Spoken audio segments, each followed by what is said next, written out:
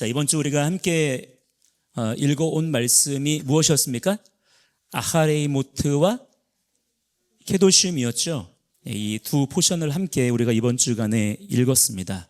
그래서 우리 안에 여전히 남아있는 나답과 아비후의 영이 있죠. 그 다른 불을 드리고자 하는, 분명히 하나님 말씀을 들었고 하나님의 뜻이 무엇인지도 알면서도 내 고집이 있는 거죠. 내 취향이 있는 거고 내 판단이 있는 겁니다.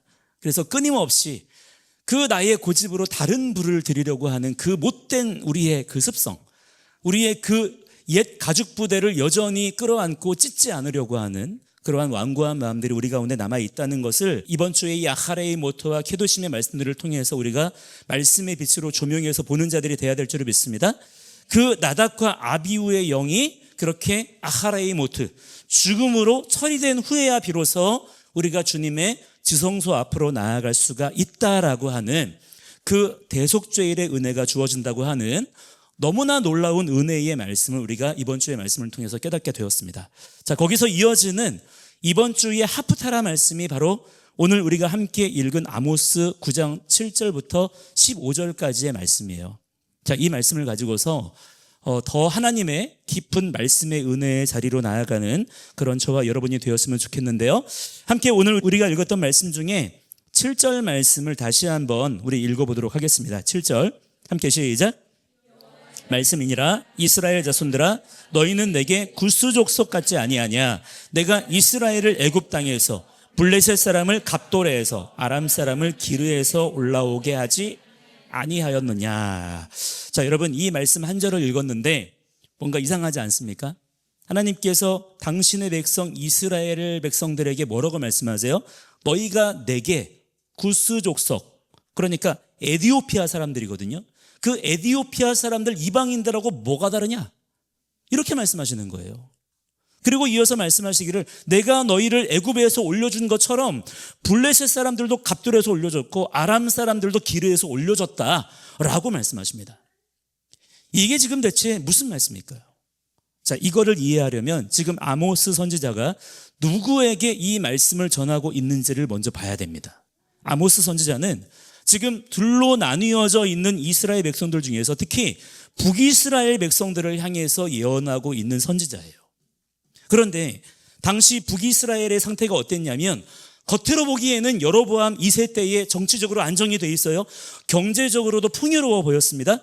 예배도 아주 뜨겁게 드렸어요. 베델에, 길갈에, 부엘세바에 제단들을 쌓고서 거기서 제사를 열심히 드리고 있었습니다. 그러니까 종교적으로도 아주 뜨겁게 예배를 드리고 있는 그런 모습이 북이스라엘의 모습이었던 거예요. 그런데 바로 그 시대에 하나님께서 아모스 선지자를 통해 뭐라고 말씀하십니까? 야, 너희가 구스 족속과 그 이방인들과 뭐가 다르냐? 이렇게 말씀하신다는 거예요. 이 말씀은요, 정말 충격적인 말씀인 것입니다. 이스라엘 백성은 자기들이 아브라함의 자손이고 출애굽의 은혜를 입은 선민이라고 철석까지 믿고 있었거든요. 우리는 하나님의 선택받은 백성이니까 우리한테는 심판이 안 와. 괜찮아. 우리는 안전해. 이런 아니라는 생각에 그들이 빠져 있었던 거예요. 그런데 하나님께서는 그들의 그 안일함을 오늘 아모스의 말씀 선포를 통해서 깨뜨리시는 겁니다. 너희가 선택받았다는 것만 가지고 구원받은 것처럼 착각하지 말라는 거예요. 내가 너희를 애굽에서 올려준 그 은혜가 너희를 자동으로 거룩하게 만들어주는 게 아니다라고 하는 겁니다. 이게 오늘 본문의 첫 번째 메시지인 거예요. 여러분, 이게 굉장히 중요한 말씀이에요. 구원의 은혜를 입었다는 사실이 우리의 삶을 자동으로 거룩하게 보장해 주는 것이 아니라는 것입니다. 출애굽이 끝이 아니라는 거예요. 그 다음에 뭐가 있습니까? 광야가 있어요. 그 다음에 시내산이 있고요. 그 다음에야 토라가 주어지는 거예요.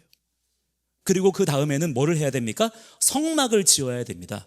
성막을 완성하고 나서야 광야를 걸어갈 수가 있는 거예요. 사실 진짜 여정은 민수기에 가서부터야 본격적으로 시작이 되는 겁니다. 그런데 여기서도 끝이 아니에요. 그렇게 광야 끝에 가서는 어떻게 됩니까? 요단강을 건너야 돼요. 가나안으로 들어가야 되고요. 거기 들어가서는 가나안의 7 거민들과 전쟁을 통해서 그들을 다 몰아내야 됩니다. 그 다음에야 비로소 정착하는 것이고 각 지파별로 기업이 주어지는 거예요. 출애굽은 그러니까 무엇입니까? 단지 시작인 것입니다. 끝이 아니에요. 구원받은 그 은혜는 시작이라는 거예요. 그 시작점으로부터 완성해 가야 되는 것들이 있다는 것입니다. 거기서 멈추면 돼요, 안 돼요? 안 된다라는 것입니다. 그런데 북이스라엘은 그냥 그 자리에 머물러 있었다는 거예요. 그게 그들의 영적 수준이었다는 것입니다. 우리는 출애굽의 백성이야. 우리는 하나님의 구원받은 선민이야. 이 말만 반복하면서 실제 삶에서는 어땠다는 것입니까? 가난한 자를 짓밟고, 상인들은 저울을 속이고, 재판에서는 뇌물로 뒤집히고, 우상 숭배는 곳곳에서 만연하고 있었던 거예요. 겉으로는, 말로는, 종교 행위로는 하나님의 백성이라고 하면서 실제 사는 그들의 삶은 이방 백성들과 전혀 다를 바가 없었다는 것입니다. 그래서 하나님께서 말씀하시는 겁니다. 너희가 구스 족속과 뭐가 다르냐? 내가 너희만 올려준 게 아니다. 블레셋도 올려줬고 아람도 올려줬다. 하나님께서요, 다른 이방 백성들에게도 은혜를 베푸십니다.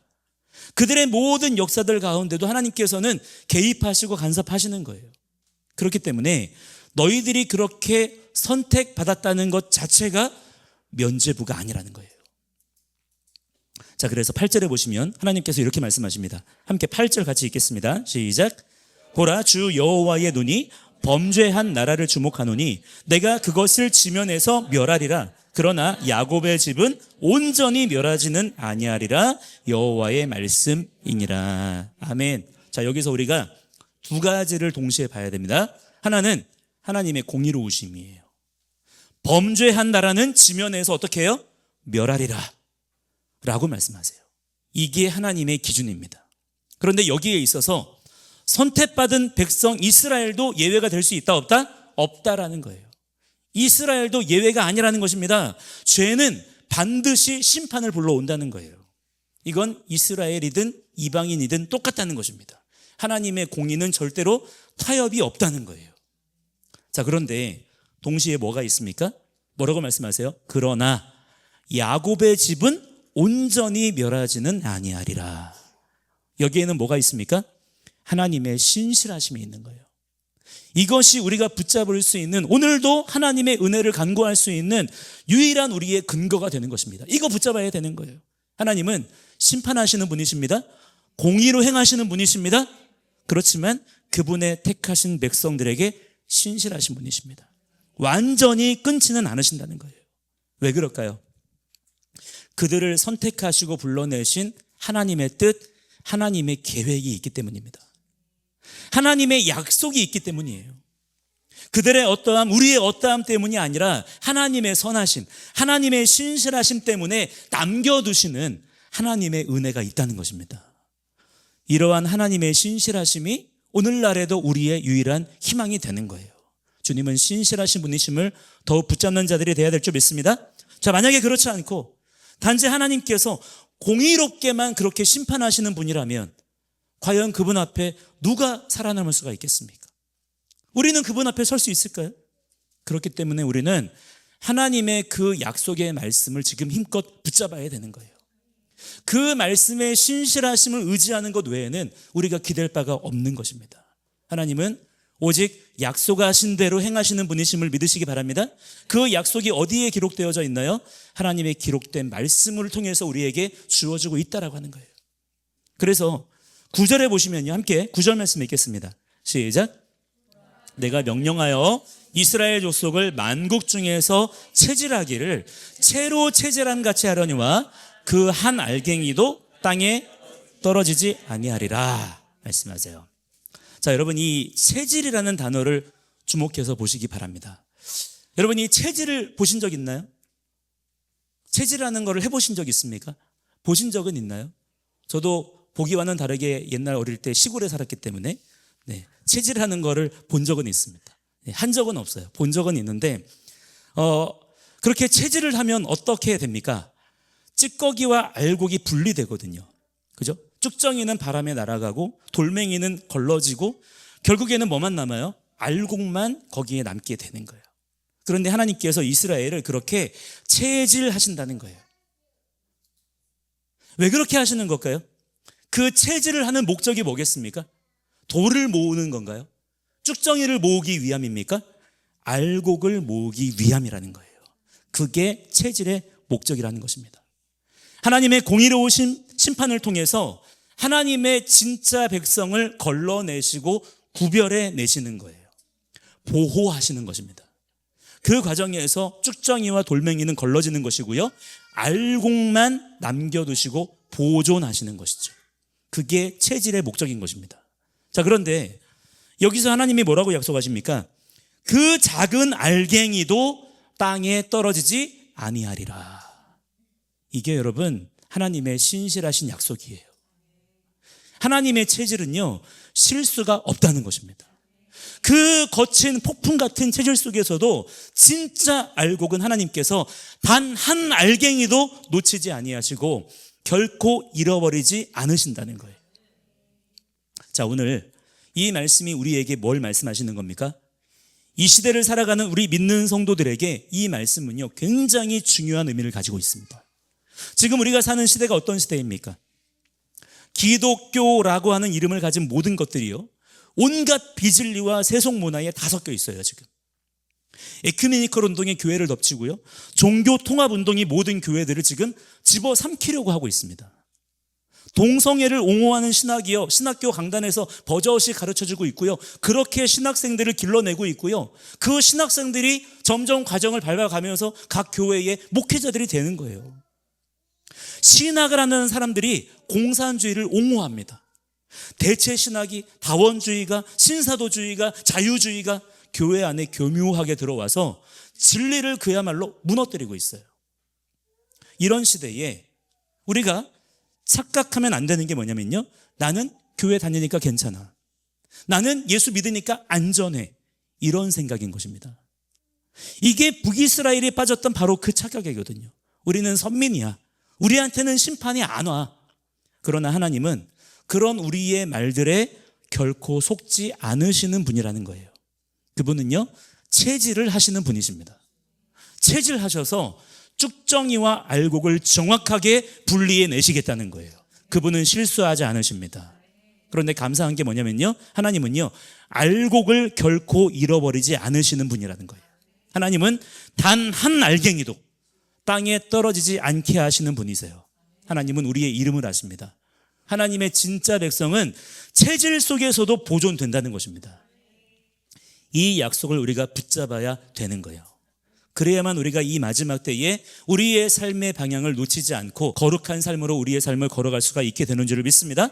자, 그래서 11절로 넘어가 볼게요. 함께 11절과 12절을 함께 읽어보겠습니다. 시작. 그날에 내가 다윗의 무너진 장막을 일으키고 그것들의 틈을 막으며 그 허물어진 것을 일으켜서 옛적과 같이 세우고 그들이 에돔의 남은 자와 내 이름으로 일컫는 만국을 기업으로 얻게 하리라. 이 일을 행하시는 여호와의 말씀이니라. 아멘, 아멘. 여러분, 이게 오늘 본문에 어떻게 보면 절정에 해당하는 말씀이에요. 하나님께서 그렇게 체질하시는 심판 다음에 자, 반드시 뭐가 온다는 것입니까? 회복이 온다는 거예요. 하나님은 회복하시는 분이십니다. 하나님은 회복하시고 온전케 하시는 분이심을 믿어야 될 줄 믿습니다. 다윗의 무너진 장막을 일으키겠다. 하나님께서 그렇게 약속하시고 선언하신다는 거예요. 자, 여러분, 여기에 나오는 다윗의 장막이 무엇일까요? 자, 이 표현은 다윗 왕조를 가리키는 말이면서 동시에 하나님의 통치가 온전히 이루어지는 왕국을 가리키는 말이에요. 그런데 이 다윗의 장막이 무너져 있다는 거예요. 지금 무너져 있습니다. 그게 지금 마주한 현실이에요. 그런데 그걸 하나님께서도 다 알고 계시다는 거예요. 보고 계시다는 겁니다.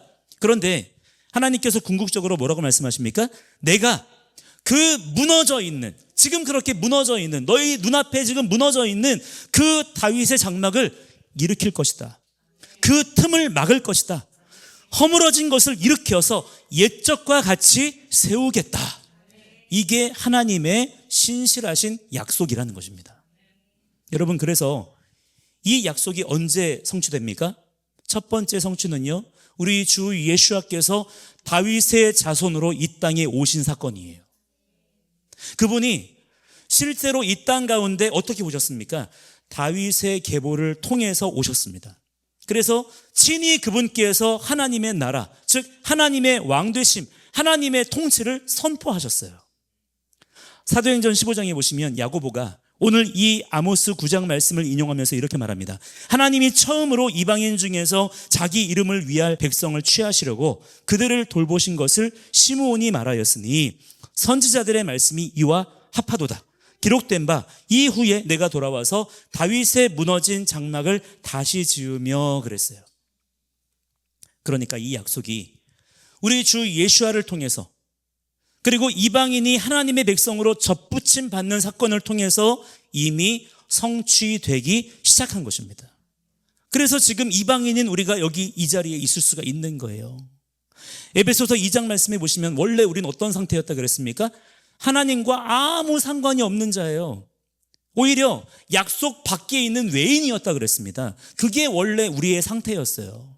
그런데 이방인인 우리가, 그렇게 하나님과 전혀 아무런 상관이 없었던 우리가 오직 예수 그리스도 안에서 어떻게 되었습니까? 이스라엘로 접붙임을 받은 거예요. 그게 우리에게 일어난 구원의 사건이라는 것입니다. 우리는 다윗의 무너진 장막이 다시 세워지는 그 역사 속에 들어와 있는 거예요.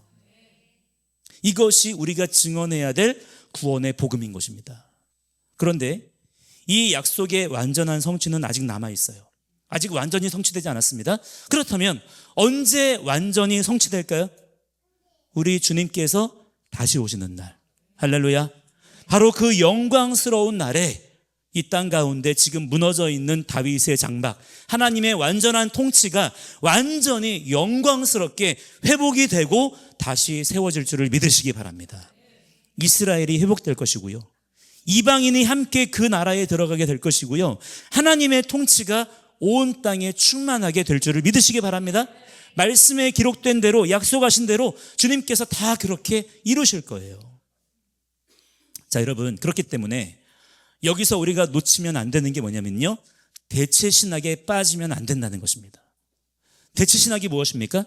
이스라엘이 예수님을 거부했으니까 이제는 우리 이방인 교회가 이스라엘을 대체했다, 이거거든요. 그런데 오늘 본문이 뭐라고 말씀합니까? 14절에 보시면 내가 내 백성 이스라엘이 사로잡힌 것을 돌이키리니 라고 분명히 말씀하십니다. 이게 하나님의 약속이에요. 하나님은 이스라엘을 버리지 않으셨어요. 이스라엘에게 주신 약속은 여전히 유효한 줄을 믿으시기 바랍니다. 우리 이방인들은 이스라엘을 대체한 게 아니라 뭐라고 말씀하고 있어요? 이스라엘에 접붙임 받은 자들이에요. 그래서 이스라엘이 더욱 온전히 서도록 하나님께 간구하는 자들이 돼야 될 줄 믿습니다. 이 정체성을 우리가 분명히 알고 믿는 자들이 돼야 된다는 거예요. 만약에 하나님께서 그렇게 하지 아니하시고 이런저런 이유들로 이스라엘이 이런 것들을 해가지고 이스라엘을 정말로 버리셨다라고 한다면, 그러면 우리 또한 우리의 구원을 어떻게 확정할 수가 있겠습니까? 그분을 무슨 근거로 우리가 믿을 수가 있겠냐 이 말이에요. 하나님의 부르심에는 결코 후회하심이 없는 줄을 믿으시기 바랍니다. 자, 그런데 여러분, 우리가 오늘 주목해야 될 게 뭐냐면요, 13절부터 15절까지의 말씀이에요. 함께 읽어보겠습니다. 13절부터 15절까지 시작. 여호와의 말씀이니라. 보라, 날이 이룰지라. 그때에 파종하는 자가 곡식 추수하는 자의 뒤를 이으며 밟는 자가 씨 뿌리는 자의 뒤를 이으며 산들은 단 포도주를 흘리며 작은 산들은 녹으리라. 내가 내 백성 이스라엘이 사로잡힌 것을 돌이키리니 그들이 황폐한 성읍을 건축하며 거주하며 포도원들을 가꾸고 그 포도주를 마시며 가운들을 만들고 그 열매를 먹으리라. 내가 그들을 그들의 땅에 심으리니 그들이 내가 준 땅에서 다시 뽑히지 아니하리라. 내 하나님 여호와의 말씀이니라. 아멘. 자, 여러분, 이게 어떤 그림인가요? 이건 완전한 회복의 그림이에요. 밭 가는 자가 추수하는 자의 뒤를 잇는다. 자, 이 말이 무슨 말일까요? 보통은 어떻습니까? 씨를 뿌리고 자라게 해서 추수하는 거잖아요. 그런데 여기서는 추수가 끝나기도 전에 벌써 다음 파종을 위한 밭갈이가 시작되고 있다는 거예요. 그 정도로 어떻다는 것입니까? 풍요롭다는 거예요. 산들이 단 포도주를 흘린다는 거예요. 얼마나 풍성하면 산에서 포도주가 흘러내리겠습니까? 이게 바로 하나님께서 회복하시는 나라의 모습이라는 거예요. 신실하신 우리의 창조주 하나님께서는 피조 세계를 포기하지 않으셨습니다. 하나님은 창조주 하나님이세요. 하나님이 지으신 모든 것들에 대하여 신실하게 책임을 지시는 분이신 줄을 믿으시기 바랍니다. 그분이 지으신 피조 세계에 대한 너무나 감격적인 소망을 가지고 계시다는 거예요. 그 뜻대로 반드시 이루실 줄을 믿습니다. 그리고 마지막 구절을 주목해서 보세요. 내가 그들을 그들의 땅에 심으리니 그들이 내가 준 땅에서 어떻게 돼요? 다시 뽑히지 아니하리라. 아멘, 아멘. 자, 여러분, 이게 무엇입니까? 영원한 안식이에요. 영원한 승리입니다. 다시는 뽑히지 않는 뿌리내림, 다시는 유배당하지 않는 정착, 다시는 흔들리지 않고 빼앗기지 않는 평강, 그분의 완전한 샬롬, 그분의 흔들리지 않은 왕권, 그분의 통치, 원수의 완전한 패배, 이게 하나님께서 약속하시는 회복의 완전한 그림이라는 거예요. 그러니까 천국, 하나님의 나라를 우리의 그냥 알량한 상상력으로 그렇게 채우는 그런 곳이 되어서는 안 된다는 것입니다. 자, 그래서 오늘 우리가 이 말씀들을 통해서 뭘 붙잡아야 합니까? 첫째는요, 우리는 하나님의 이 체질하심을 두려워하지 말아야 된다는 것입니다. 하나님은 지금도 체질하고 계세요. 무섭게 체질하고 계십니다. 온 나라를, 전 세계를 그야말로 뒤흔들고 계세요. 그렇게 이 시대가 어지러울수록, 배교가 심해질수록, 혼란이 깊어질수록 하나님의 체질은 점점 더 강해질 것입니다. 그러나 하나님의 진짜 백성은 두려워하지 말아야 된다는 거예요. 신실하신 주님을 더욱 신뢰하는 자들이 되어야 될 줄 믿습니다. 반드시 기억하시기 바랍니다. 상황이 그러할지라도 하나님은 우리를 버리시려고 체질하시는 게 아니라는 거예요. 오히려 구별하시고 보호하시고 보존하시고 남겨두시기 위해서 진짜 알곡으로 구별해 내시려고 체질하시는 거예요. 그래서 그 체질 속에서도 단 한 알갱이라도 땅에 떨어지지 않게 하시는 분, 그분이 바로 우리의 신실하신 하나님 아버지이심을 믿는 자가 되시기를 바랍니다. 그 믿음을 가지고서야 지금의 이 폭풍 같은 시대를 우리가 제대로 지나갈 수가 있다라고 하는 거예요. 둘째는요, 그러므로 우리는 선민의식에 빠지지 않도록 주의해야 됩니다. 그 나답과 아비후의 영이 여기도 있는 거예요. 그 옛부대의 삶에서 벗어나야 되는 것입니다. 나는 킹덤 처치 다니니까 괜찮아, 나는 토라를 배우니까 안전해, 이런 착각은요, 오히려 우리의 삶을 교만에 빠뜨리고 넘어지게 한다는 것입니다. 병들게 하는 거예요. 북이스라엘이 빠졌던 바로 그 착각인 것입니다. 우리가 그런 착각에 빠지기가 쉽다는 거예요. 내가 뭔가를 아는 것이 거룩을 보장하지 않습니다. 내가 뭔가를 특별하게 배운다고 해서 그것이 거룩을 보장하는 게 아니에요. 내가 토라의 말씀을 손에 들고 있다는 이 사실이 거룩을 보장하는 게 아닌 거예요. 실제 내게 주어진 삶의 자리에서 하나님께서 말씀하신 대로, 하나님께서 명령하신 대로 거룩한 삶, 뭐라 그랬습니까? 거룩한 삶이 뭐라 그랬어요? 하라는 것은 하는 것입니다. 하지 말라고 말씀하신 것은 피 흘리기까지 맞서 싸우며 하지 않는 거예요. 그 구별된 삶을 하나님께 드리는 것입니다. 그 삶으로 여러분의 가진 믿음을 확증하라 그랬어요. 그러한 주님의 종들이 되시기를 바랍니다. 그래서 이번 주 파라샤 키도심의 말씀들이 우리에게 뭐를 말씀하십니까? 거룩하라는 거예요. 다른 게 아닙니다. 너희는 거룩한 자가 되라는 것입니다. 구원받은 자가 되었기 때문에 거룩하라는 거예요. 그 이유가 무엇입니까? 계속 반복되는 말씀, 이는 나 여호와 너희 하나님이 거룩하기 때문이다. 다른 이유가 없어요. 너희는 거룩하라. 왜요? 내 하나님이 거룩하신 분이기 때문에. 하나님의 거룩하신, 하나님은 살아계신 분이십니다. 그분이 창조주세요. 그게 이유입니다. 우리가 정말 그분을 믿는 자이고 그분 앞에 서 있다면 그 이유 때문에 우리는 우리의 삶을 구별해야 되는 거예요. 이 세상을 따라가지 않는 자가 되어야 되는 것입니다. 가장 강력한 이유가 되는 것이죠. 그런데 이 거룩은요, 추상적인 게 아니에요. 이 케도심의 말씀들을 통해서 우리에게 요구되는 것이 무엇입니까? 그냥 추상적으로 거룩한 자가 돼야 돼 이렇게 생각만 하는 게 아니에요. 구체적으로 말씀하십니다. 먹는 것, 입는 것, 우리의 눈으로 보는 것, 말하는 것, 내가 재물을 다루는 방식, 내가 이웃을 대하는 태도, 내가 부모를 공경하는 자세, 내가 자녀를 어떻게 양육할 것인가, 내가 샤밧을 지키는 모습, 이런 것들 등등 이 모든 구체적인 삶의 영역들에서 나의 거룩의 삶이 증명된다는 것입니다. 자, 마지막 세 번째. 그래서 우리는 무엇을 소망해야 됩니까? 다윗의 장막이 다시 세워지는 그 역사를 소망하며 살아야 된다는 거예요. 그래야만 오늘의 삶 속에 거룩의 기준을 세워나갈 수가 있는 것입니다. 그렇지 않고 우리의 궁극적인 소망이 죽어서 좋은 데 갈 거야 이렇게만 되어 있다면 오늘의 삶 속에 내가 거룩의 삶을 살아야 될 이유가 있나요? 없는 거예요. 그렇지만 우리는 궁극적으로 바라봐야 됩니다. 주님께서 마침내 완성하실 게 무엇입니까? 지금 이 땅 가운데 무너져 있는 다윗의 장막, 무엇이라 그랬어요? 하나님의 완전한 통치, 하나님의 왕권이 반드시 약속 가운데 다시 세워지게 될 것입니다. 이게 구원의 궁극적인 목적이에요. 그렇기 때문에 그 소망을 가지고 살아가는 나의 오늘의 삶에 거룩의 기준이 세워져야 된다는 것이죠. 그냥 막연하게 죽으면 좋은데 가겠지 뭐, 이게 아니에요. 그래서는 안 된다 이 말입니다. 그거는 비진리고요, 미혹이고요, 거짓말이에요. 그런 식으로 믿으면 안 되는 것입니다. 요즘에 이렇게 구원에 대해서 이러쿵저러쿵 여러 가지 말들이 많은데 이렇게 얘기를 들어보니까 대부분 어떤 거냐면 구원이라고 하는 것을 아예 처음부터 개념적으로 잘못 이해하고 있는 거예요. 그러니까 그런 식의 쓸데없는 논쟁들이 지금 우리를 피곤하게 하고 있는 것입니다. 지금 우리 눈앞에 펼쳐진 죄와 사망의 현실을 우리가 직시해야 되는 거예요. 그건 뭐냐면 무엇입니까? 지금 우리가 목도하고 있는 모든 현실의 본질이 무엇이죠? 장막이 무너져 있는 거예요.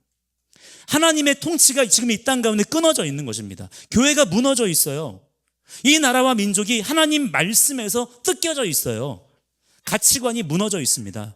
생각하는 것마다 죄 짓는 것들 뿐이에요. 이걸 어떻게 막을 방법이 없어 보이는 것입니다. 그래서 심각한 문제들을 우리가 경험하고 있는 거예요. 그러나 하나님은요, 뭐라고 오늘 우리에게 말씀하십니까? 약속하시는 거예요.